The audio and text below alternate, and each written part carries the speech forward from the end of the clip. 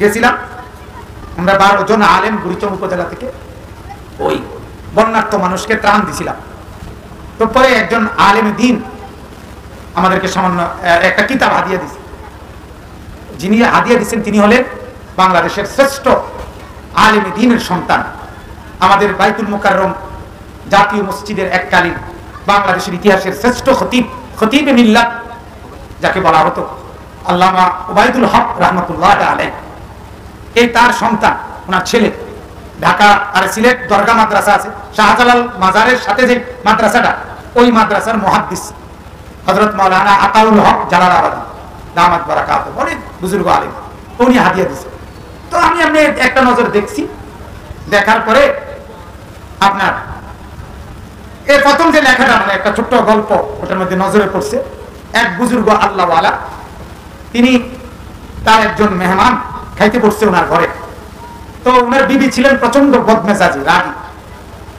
তখন রাগ করে প্রচন্ড কি বিষয় মেহমানের সামনে খানাটা মাত্র দিছে, ওই মহিলা ভিতর থেকে আইসে মেহমানের সামনে খানা এগুলো একবার সব হাত দিয়ে লাইয়া ফালাইয়া টালাইয়া প্লেট টেলেট উল্টাইয়া সব এলোমেলো করে দিয়ে গেছে জিতবে।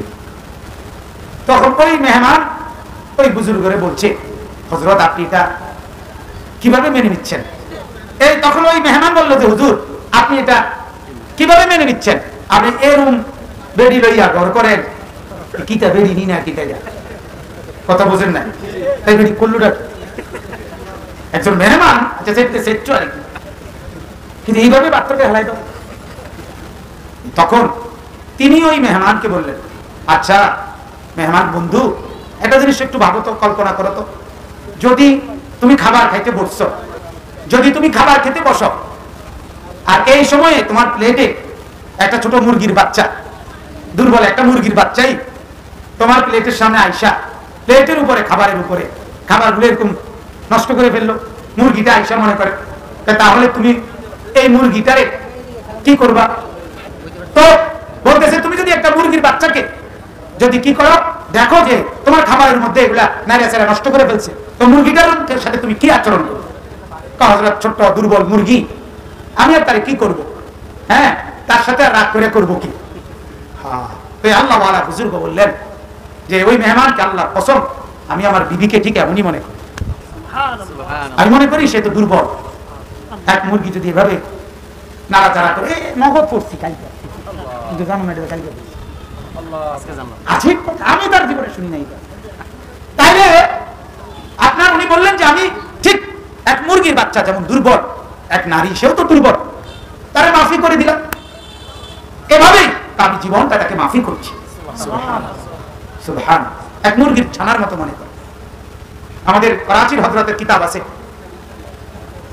বয়ানের মধ্যে আমরা শুনছি পড়ছি, করাচি হযরত বলতে এই উপমহাদেশের একজন শ্রেষ্ঠ বুজুর্গ আরিফ বিল্লাহ হযরত মাওলানা শাহ হাকিম মোহাম্মদ আখতার রাহমাতুল্লাহ আলাইহি। করাচি হযরত রাহমাতুল্লাহ একদিন বয়ানে নিজের বিবিকে বেশি বেশি যেন মাফ করে দেয় স্ত্রীকে, যে বিবিকে বেশি বেশি মাফ করে দিবা, বারবারই কষ্ট দিবে কিন্তু তুমি মাফ করে দিবে।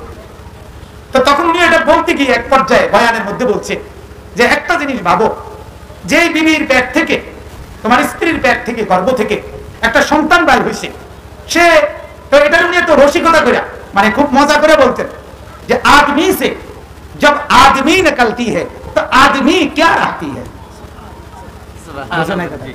आदमी মহিলারা তো একটা আদমি, কথা বলেন না? আদমির থেকে যখন একটা আদমি বাইরে হয়ে গেছে, মানুষের পেট থেকে যখন একটা মানুষ বাইরে হয়েছে, এই মানুষটার কি রয়েছে?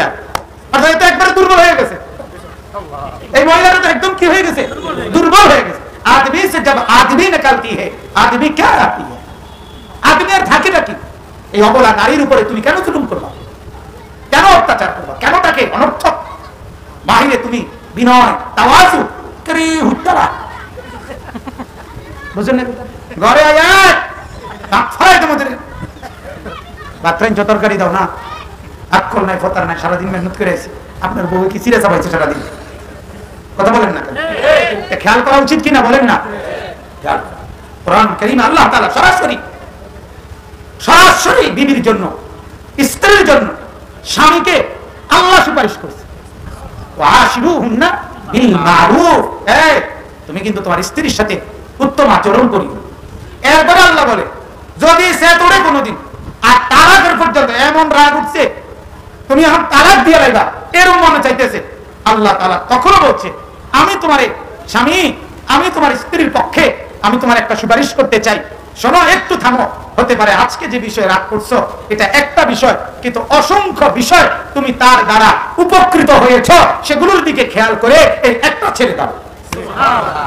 فإن كرهتموهن شيئا فعسى أن تكرهوا شيئا না হাফেজ কোরআন নাই নাই فإن كرهتموهن شيئا فعسى أن تكرهوا شيئا ويجعل الله فيه خيرا كثيرا।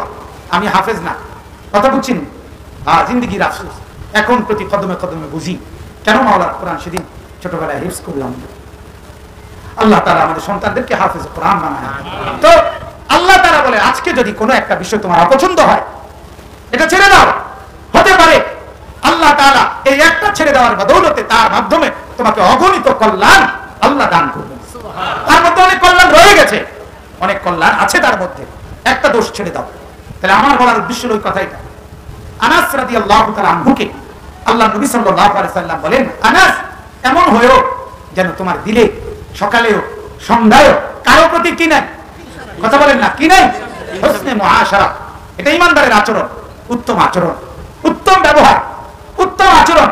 আমার কাছে অন্য সকলেই